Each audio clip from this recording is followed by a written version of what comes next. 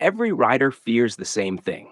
You're riding down the street feeling good, and suddenly a car pulls out in front of you. No warning, no time to think. And in that instant, what you do next decides if you're riding away or being hauled away. Most riders don't realize that the number one deadly crash on motorcycles isn't some high speed race or wild stunt. It's the simple left turn accident, a car pulling across your lane. And the trick to surviving it, most riders never even practice it. Hey, it's Matthew here from Autozium, and today we're going to talk about the single skill that saves more lives than anything else on two wheels: the ability to stop your bike under control in the shortest distance possible. Emergency braking, panic stops, whatever you want to call it. It's boring, it's overlooked, but it's life or death. Here's the truth: most riders think they know how to brake, but when the panic hits, they grab the lever, lock the wheel, and suddenly the crash they were trying to avoid just got worse. Smoothness, balance, and muscle memory. That's the real trick. So, how do you do it? Let's cut straight to it. Most riders have no clue just how powerful their front brake really is. I've heard it 100 times. Don't touch the front too hard, you'll flip over the bars. Or, the rear brake is safer, the front will just wash out. That's rookie thinking, and it's flat out dangerous. Here's the truth: your front brake is responsible for 70 to 90% of your stopping power. Think about it. When you brake, all the weight of you and your bike transfers forward.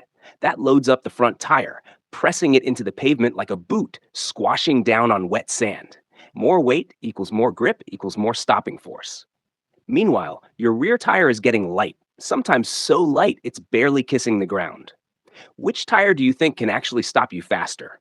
The one glued into the road or the one just skimming the surface? Exactly. But here's where riders get it wrong. They treat the front brake like a light switch: off, off, off, then bam, full grab. That's how you lock it and slide, and that's when panic crashes happen. The secret isn't avoiding the front brake, it's learning to apply it progressively. Think of it like squeezing a stress ball. You don't snatch it with claws, you roll into it, building pressure smoothly until it's firm. Same with the brake lever. A gentle initial squeeze lets the suspension compress, the tire digs in, and then you can add more force without drama. Done right, you'll feel the bike hunker down, the weight settle, and the deceleration kick like a parachute. It's controlled, it's stable, and it's the difference between stopping short of that bumper or riding straight into it.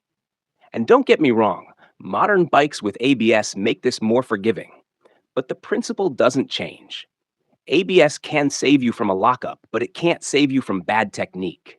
You still need that smooth, progressive squeeze to maximize stopping power without unsettling the bike. So here's the takeaway: stop babying the front brake. Respect it, yes, but don't fear it. Learn its power, practice its feel, and it'll become your best friend when it matters most. Because when a car cuts across your lane, it's not the rear brake that saves your skin, it's the front, always. Now let's talk about the rear brake, the misunderstood cousin of motorcycle stopping. Some riders treat it like the only brake they'll ever need. Others ignore it completely, claiming it's useless. The truth lives in the middle. The rear brake is about balance, not brute stopping power. Here's the deal: under hard braking, your weight shifts forward.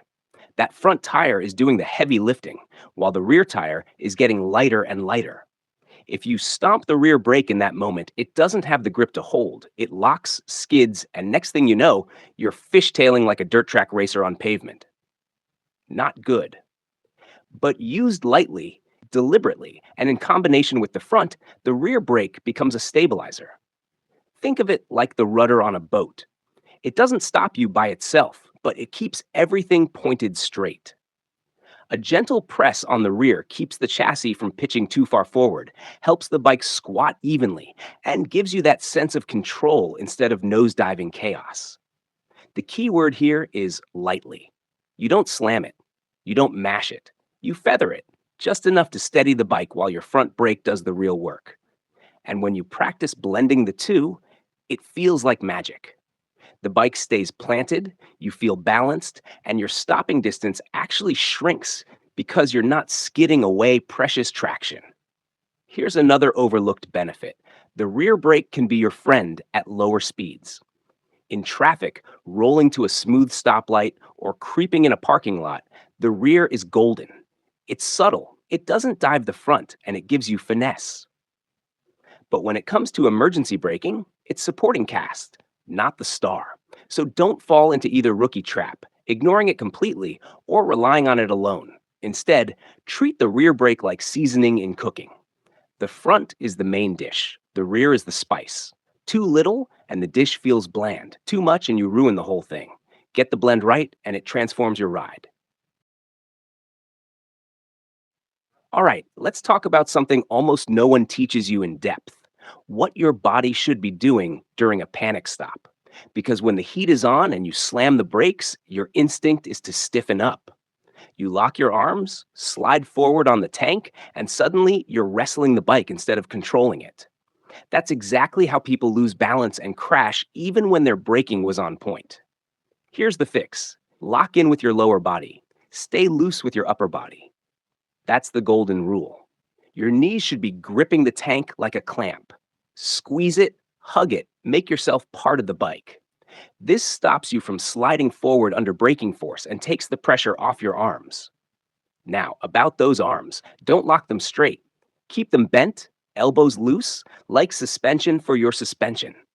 If your arms are rigid, every bump transfers straight into your body, yeah, and you can't modulate the brake lever properly. But if you keep them soft and flexible, you absorb shock and maintain feel. That's the difference between a panicked grab and a controlled squeeze. Where's your weight? Slightly back. Not hanging off the tail like you're drag racing, but shifted just enough to counteract the dive. Push your butt into the seat, hold steady with your knees, and brace your core. This balance keeps the bike level and the suspension working the way it was designed to. Another pro move: keep your head up. The second riders panic, they drop their eyes straight to the fender. Big mistake. Your vision controls your balance. If you keep your eyes forward, scanning ahead, your body naturally aligns to stay stable. Look down and you collapse forward into the bars, exactly what you don't want. So here's the recipe: knees tight, arms loose, butt back, eyes forward. Simple in theory, tough in practice, but once it clicks, you'll be amazed how calm and controlled hard braking feels. Instead of fighting your bike, you're working with it. And when the unexpected happens, that calm is what keeps you rubber side down. This is the part that separates survivors from statistics: practice. Everyone knows emergency braking matters. Almost nobody drills it. They think, I'll react when I need to. But here's the harsh truth: if you haven't built the muscle memory, you won't react the right way. You'll freeze, grab, skid, and crash. End of story. The key to surviving a left turn car or sudden stoplight panic is making braking automatic. That only happens in a controlled environment, your practice lot. And yeah, I get it. Spending Saturday afternoon braking in a parking lot doesn't sound exciting. But you know what is exciting? Walking away from a crash that could have ended you because your hands and feet did exactly what they were trained to do. So, how do you practice? Start slow. 15 miles per hour, straight line, empty lot. Squeeze the front brake smoothly, feather the rear, lock your knees, shift slightly back, eyes up. Stop as quickly as you can without locking a wheel. Reset. Do it again and again. When that feels natural, bump it to 20 miles per hour, then 25, then 30. Push yourself incrementally. You're training your body to feel what maximum braking actually feels like, so it doesn't shock you in the real world. Here's a bonus drill: practice with different surfaces: smooth asphalt, rough patches, a little dust.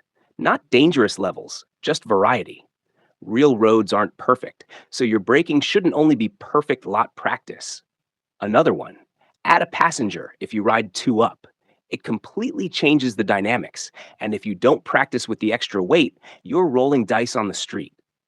The goal isn't just stopping distance, it's building calm under pressure.